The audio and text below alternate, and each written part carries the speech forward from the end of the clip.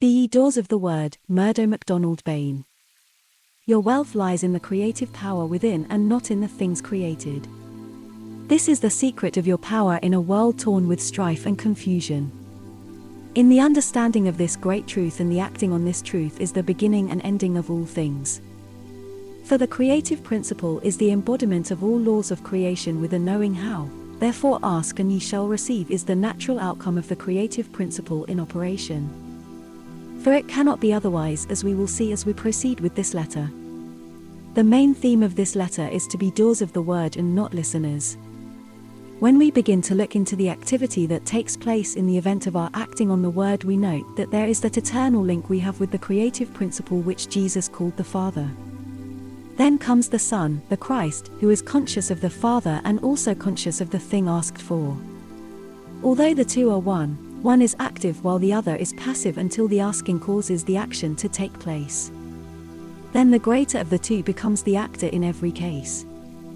This is the will of God in action to fulfill your every desire. What I also mean to do in this letter is to show you that the most important thing is not to place any limitation on the will of the Father. But if you do not understand the perfect law of liberty, you will fail to see that every experience is in accordance with the will of the Father, leading to the successful fulfillment. You should therefore look upon events as the Father revealing His wisdom step by step according to His will and not according to your will, for He works in mysterious ways to fulfill your asking.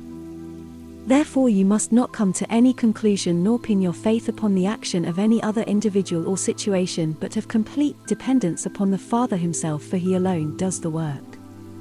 To ask and believe in the name of Christ is to immediately bring into play the creative principle in translating into form the things asked for.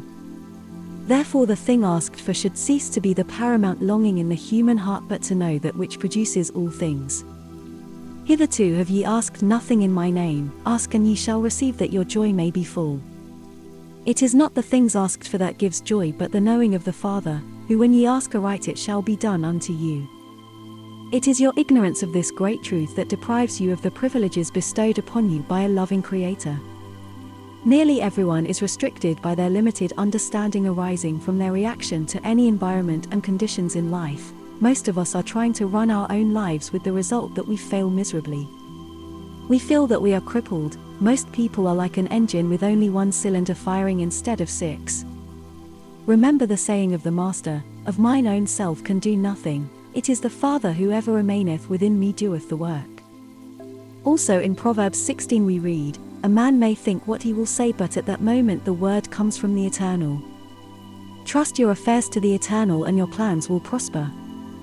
A man thinks out his plans, but the Eternal controls his course. Better get wisdom than gold, better choose knowledge than silver. Thus it is necessary to get wisdom so that you can ask aright. You will then discover from your results that it is not merely listening but really acting on the word that counts, and your experiences derived from your practice will increase your wisdom and understanding. Thinking along these lines will prove that your thinking is God's word manifesting through you, and everything that takes place is the unfoldment of the creative power in accordance with your desire. But your desires can only be truly fulfilled when this truth is established in you, not haphazardly but with divine understanding. Then let your thinking, creative ability be towards a definite purpose. The entire material world, including man, is the manifestation of the creative principle becoming the things it makes. Therefore it follows that what we think and feel we create. If this was known generally, man would not be controlled by circumstances and events, but would be at the helm of his own ship, guiding it into port, laden with all the good things that God has promised to those who love Him. The Father is the source of our creative power, but He cannot be more to us than we know of Him in our lives. This must not be a sanctimonious attitude of mind, or a mind that is caught up in ethics, nor in virtues or their opposites. It must be a truly dynamic understanding of the reality of His nature. By doing so, the power of our thought will produce that which we will delight in.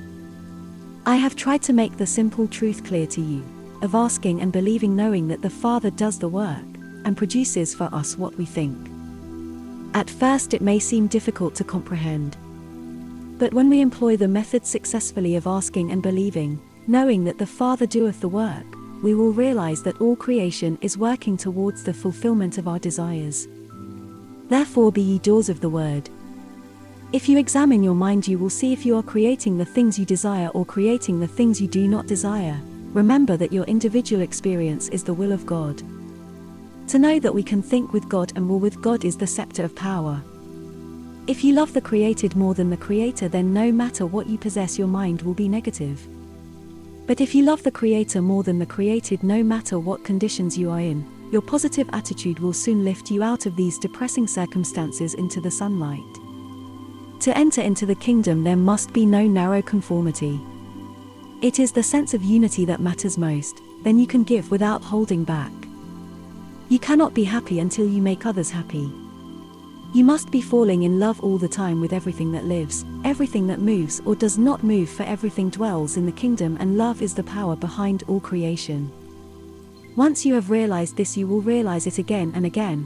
Once you have tasted this, you will never be satisfied with the transient things, for you will know that which is eternal and ever-present, and is creator of all. You must learn to live, not to conform. If you look into your lives, you will see there is a constant struggle to conform to this and that. All your efforts are merely to adjust your ideas, your feelings, your actions mostly to the dictates of another. Your efforts and struggles do not lead you to understanding, but make you critical, insincere, and hypocritical to yourselves. You do not know what you really think, what you really feel. Most of you are seeking security, with the result that your mind is in opposition to itself, and opposites are born of illusion, and one is easily caught up in the illusion of the opposites. Then there is the search for spiritual security, and your progress is measured by the acquisition of virtues. Thus virtue becomes a vice. There are those who are spiritual and those who are not spiritual. You have division high and low. All this leads only to conflict, so the basis of your thinking is imitation. Where there is consciousness of distinction, there can be no realization of that which is the living reality and is the only creative power. You create your own barriers which prevent you from creating in the present and prevents you from living in the present. You need not fight these self-created barriers, but become aware of their falseness. Then you will see how your mind has been suffocated all these years, therefore incapable of true understanding.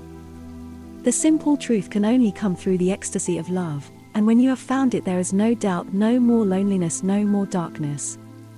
There will be attainment through enlightenment, because you are the embodiment of all that you seek.